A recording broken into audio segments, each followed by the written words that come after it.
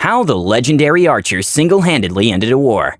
Hi everyone, All Things D&D is back with another story and a special guest narrator, Runesmith.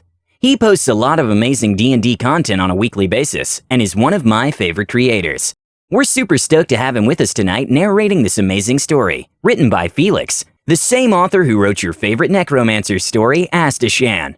Runesmith plus Felix equals greatness, and that's exactly what we have for you here. An overpowered archer, who's probably the most badass character you've ever seen. Let us know what you thought of him after you listen to this. I'm playing 3.5 with a group of buddies from back when I taught pioneering. The campaign will mostly be outside in big areas. Mobility is huge. Two of the guys, who have played with me before, pick the magic classes before the DM even offers me a choice. They rolled a knightly paladin, an armored cleric, and a weird wizard. So they need some non-magic range damage. The guys who've played with me before start smiling. They know I can't screw that up. I've been teaching survival and archery for weeks. Welsh blood flows through my veins, and I know what to do. I channel my heritage and historical knowledge. Llewellyn ap Melis, human fighter and cragtop archer with his falcon Saith, an older retired military vet with a full beard and long hair. He doesn't talk much, but carries a big stick. And by big stick, I mean item familiar composite dragonbone greatbow. All of his feats go to range, accuracy, and power. He has different arrows for different tasks, bodkins, broadheads, barbed. He makes every shot count. I don't give a damn about the rate of fire, and I work it out with the DM in exchange for more damage and a higher crit chance. He refuses to use spells or magic. The most he will use are his bracers, his family bow, and enchanted arrows if necessary. This man can reach out and touch someone at 400 feet without even getting a penalty. Maxes out at about 4,000. Eat your damn heart out, Legolas. The party says that this range is nuts. Even the initial range is BS. So I grab my longbow and I take everyone out to the range. We go behind the range, keep going, and then proceed to lob a few arrows at 600 feet.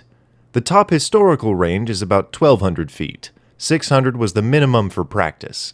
Anything shorter, you used heavier bows. The party still says that it's BS. Historical archers didn't have bracers of greater archery or talking bows larger than them made out of goddamn dragons. They finally agree, and they let me keep him. Nobody else can pronounce his name. It sounds like they're coughing up organs, so everyone calls him Louis instead. I run some numbers. At max range, it would take 2 turns before the arrow hit the target. I am the artillery. The party gets summoned by a lord to assist in a massive battle that his army is marching to. The heroes are already somewhat legendary, thus the summons and solid starting levels. Most of the party is honored.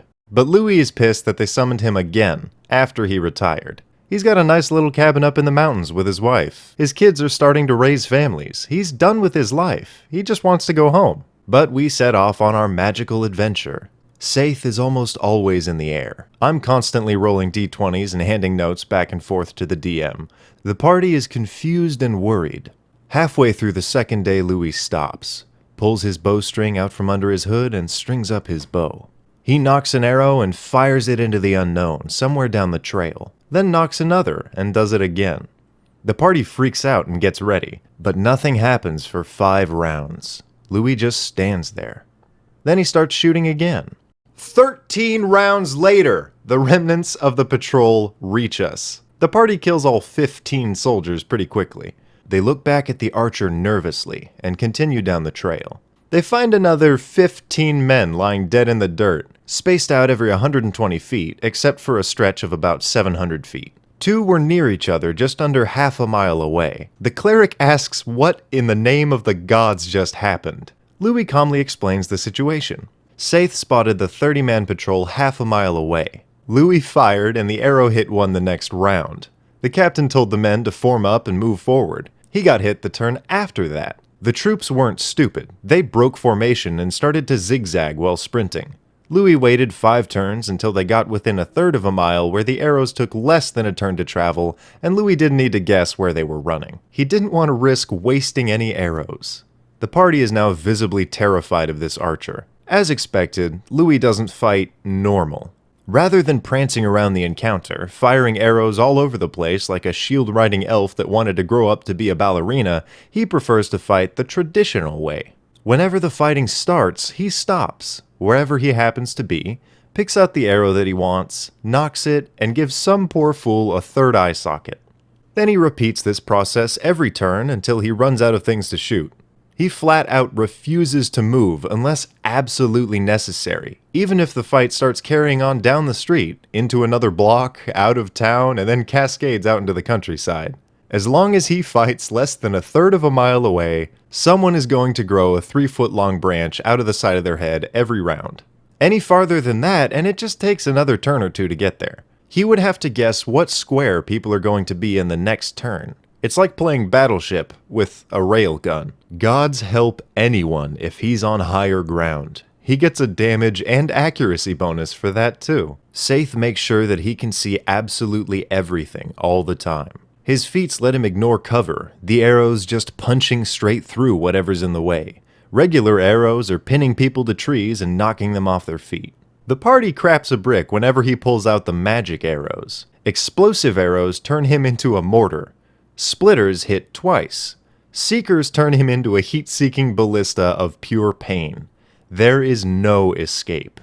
They finally make it to the army after multiple sidetracks and encounters that followed the usual theme. The enemy army is positioned across the field. They break out the big formation's rules. Louis takes control of all the archers. He leaves his normal arrows back at the supply train. He just wants to get this over with. He takes all his archers over to a hill and has them start cutting trees down. The next day there's a wooden tower, a light wooden wall, and a crapload of stakes in the ground. He's not gonna budge. The rest of the army forms up and gets ready. The evil champion rides out to meet with the paladin. Typical heavy dark armor, extremely loud and full of himself, and has to yell everything. This guy demands to go up against our greatest fighter. Louis was a very literal man, and that was a very poor choice of words. One round later, a phasing arrow goes flying past the paladin, ignoring the champion's armor, and turns him into a new kind of unicorn. And this causes the enemy army to charge. Louis goes up in his tower and starts blasting captains and commanders into another plane of existence. All the archers begin to volley arrows wherever his shots land, after they get in range, of course. The two armies collide in the middle of the battlefield, blade ringing against blade. It's a barbaric scene. Every turn or so, a captain explodes, and his unit gets hammered with hundreds of arrows. The paladin and the cleric are buffing everyone into the stratosphere as they turn the front lines into a blender of holy fury. And the wizard's just chucking random spells around. In other related news, enemy morale is now at an all-time low. They're starting to break when they unleash their secret weapon, golems. A full regiment of golems. Louis starts lobbing adamantine arrows into them, but he can only hit one at a time. The wizard starts mass transmuting the ground to mud and doing anything else that can slow down this golem death train. Louis fires explosive arrows into the mud, sending chunks of mud flying, but we can't stop them. The cleric and the paladin find some loophole in their programming involving something holy and cause a mass case of berserk. The golems are now going nuts, destroying absolutely everything, including each other. And both armies are getting the hell away. A few turns pass by of staying a safe distance away and blasting the ones that get too close to Fort Bowman. They finally get it back under control. The enemy is routing, but they need to get the Dark Lord or he will be back. And Louis knows he's out there somewhere. Saith sees a black suit of armor a mile away. So Louis pulls out one of the magic flight arrows of distance to boost his range out to a mile, which puts it almost at max range. This is a negative 18 penalty to hit, and the arrow needs to fly for 2 turns. The cleric and the paladin are both throwing blessings and prayers out like crazy. The wizard casts some spell I can't remember and patted Louis on the back. He gets an absolutely absurd buff to hit. They completely cancel out the penalty, but he still needs to predict the movement of a frightened lord on horseback 2 turns in advance. Remember, he's frightened. He needs to move maximum distance away from us every turn. Louis takes a breath, calm as always. The entire army prepares for the longest 12 seconds of their lives. He knocks an arrow, adjusts for distance, fires. While the world holds its breath, Louis turns around, unstrings his bow, and starts going home. Louis didn't miss a single shot that entire campaign. Now I regret every archer I've ever played. But with my luck, my DM would have us in dungeons every session and punish this kind of character. Please let us know what you think and comment below. Don't forget to subscribe to our channel, All Things D&D. Our next video will be posted in 3 days, so stay tuned for more amazing Dungeons & Dragons content.